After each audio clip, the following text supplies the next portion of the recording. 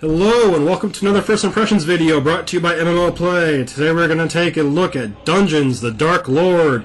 It was developed by RealmForge Studios, published by Kalypso Media Digital, released back in 2011.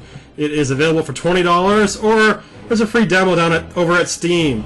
So let's kind of hop into the game. It's kind of Dungeon Keeper-ish. It's you're the DM. Although the first thing you have to do in the tutorial is escape from a dungeon. Some guy took your dungeon and locked you up. You're not happy about it. So let's kind of check that. Alright, and we're back. Oh look, I got a goblin. I'm going to offer to cuddle him to let me out. So what he's going to do is he's going to go click that little release lever. He's going to open the door. I'm going to come out. He's going to walk in for cuddles, and I'm going to lock him in. Yeah, I'm just like that. Well, after all, I am the dungeon keeper here, or the dungeon lord, or whatever you want to call me.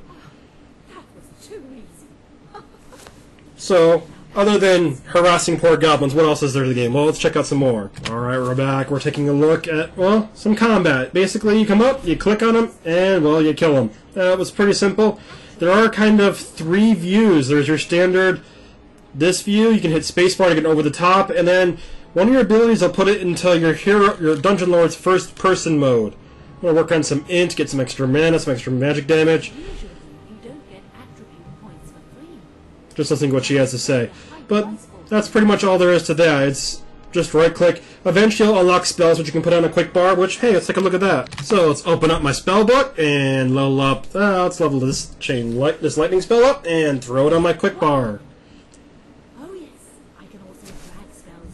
Some spells as Yeah, she's just explaining. This is the tutorial after all. They're going to be explaining some of the mechanics of the game. At this point, so far, it feels like an over-the-top RPG because you're not in your dungeon, so there's no real building involved yet.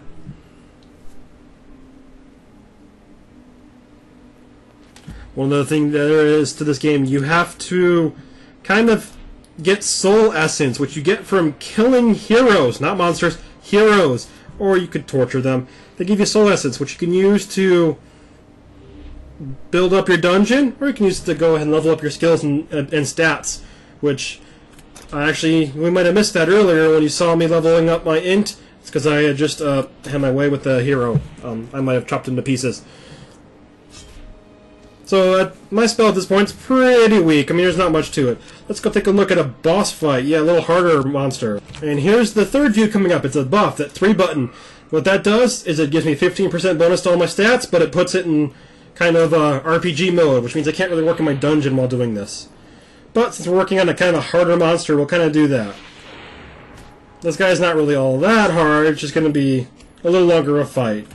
So, this is it. After this we break out of this dungeon, then we can start building our own. So, you know, this is what the core of the game is, so let's look at that. So, how do you build up your dungeon? Well, you can increase your area of influence by dropping these pentagrams. And, well, after you do that, you need a goblin to control it for you. So you got to summon a goblin, which it's as one of your spells in your book, and then he'll come around and he'll activate them. As you put down more pentagrams, your area of influence will increase, so your dungeon can get bigger, which means you can find all kinds of other fun rewards. Not to mention the fact that chances are more likely to find heroes stumbling into your dungeon to give you soul essence. So it reminds me a lot of the whole Dungeon Keeper series of games, which I was really looking forward to Dungeon Keeper 3. It didn't come out. This game looks like an interesting one. It's been around for a little bit. Got a little more RPG aspect to it. You see right there, we can build extra pentagrams. It costs 50 gold. You can build other buildings too. In fact, you can level other buildings. Let's check that out, and that's probably going to be it for today. Alright, so we've expanded my area just a little bit, and I'm over here going, I don't want this amphitheater. Let's build a sewer. Perfect. In fact, she's happy with it too.